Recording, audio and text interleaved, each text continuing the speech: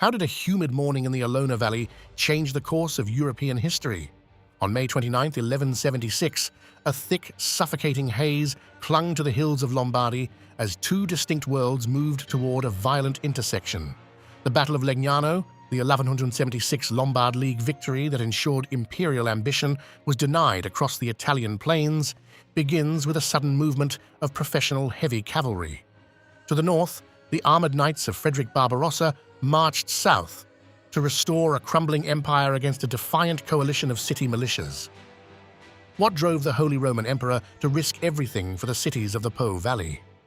Frederick Barbarossa viewed the autonomy of the Italian communes as a cancer of rebellion against his divinely ordained rights.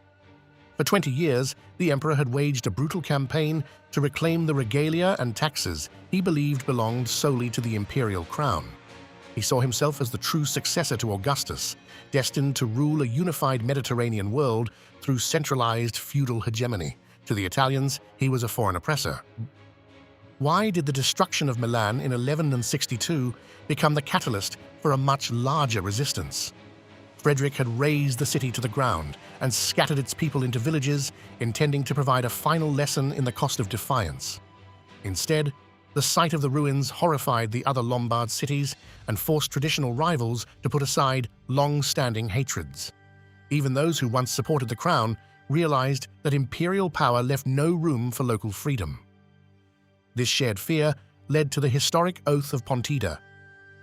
How did a disparate group of artisans and merchants build an army capable of defying professional knights? The Lombard League transformed citizen soldiers into a disciplined force of heavy infantry equipped with long pikes and kite shields. These weavers, blacksmiths and merchants drilled on Sundays, driven by a fierce civic responsibility that bordered on religious fervor. They were bolstered by the support of Pope Alexander III, who viewed the League as a shield against an emperor seeking to dominate the church. Their defiance was physical and spiritual. Why did the failed siege of Alessandria leave Frederick Barbarossa in a perilous strategic position? By 1174, the emperor's obsession with destroying the city of straw and wood led to a disastrous winter of disease and desertion. His forces were spread thin across northern Italy, and his remaining troops were trapped in Pavia. Frederick's only hope lay in a secret body of reinforcements gathered by his cousins in Germany. He realized that without these fresh armored knights, his campaign to bring Italy to heel would end in failure.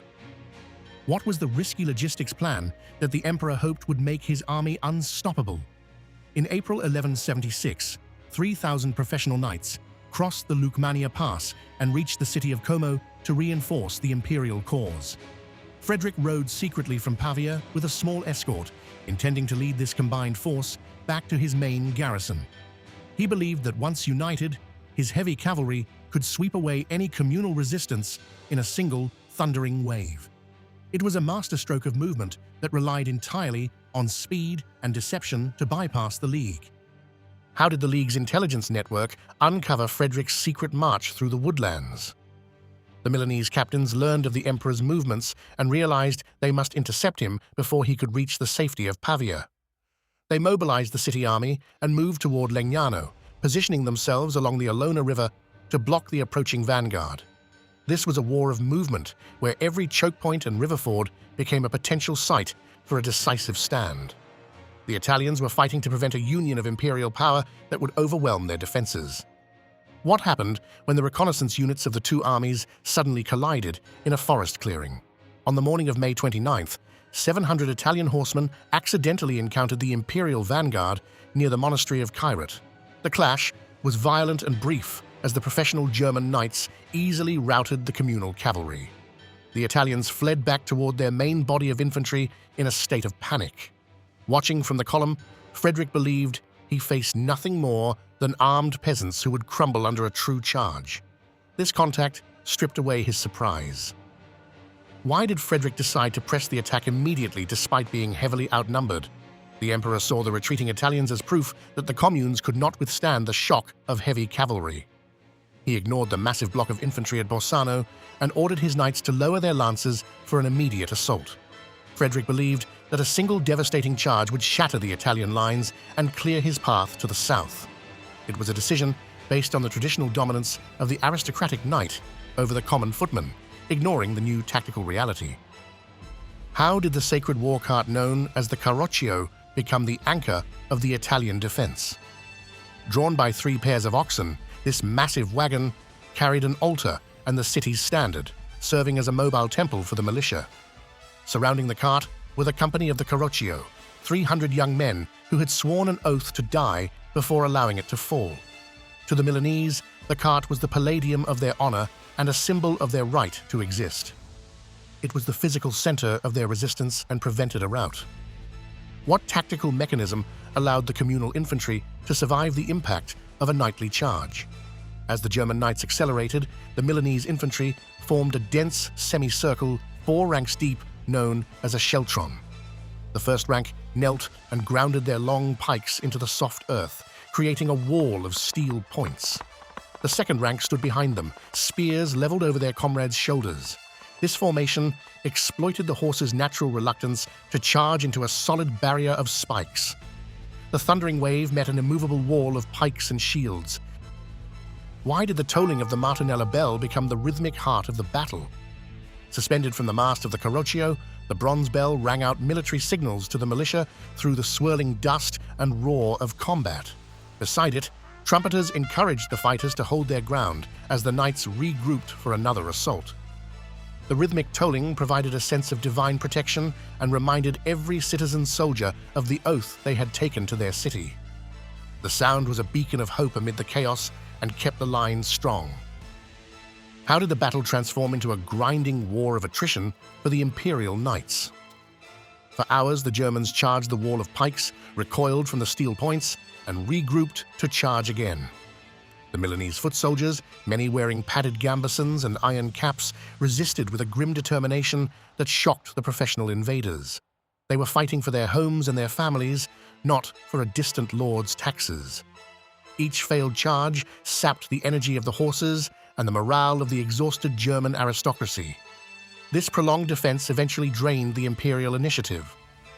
What was the psychology of Frederick Barbarossa as he led the final charge toward the Carroccio? Recognizable by his brilliant yellow surcoat and his famous red beard, the emperor personally drove his mount into the thick of the melee. He believed that the capture of the sacred wagon would break the Italian spirit and end the war in a single stroke. Frederick dug his spurs into his horse, followed by his standard-bearer and the last of his reserves.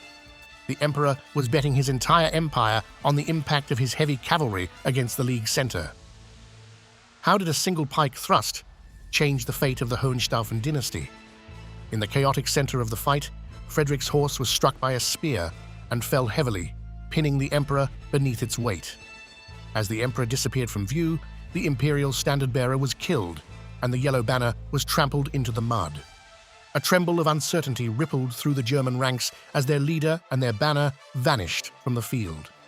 The thundering wave had finally broken against the communal shield wall, and the vacuum of command created a growing panic.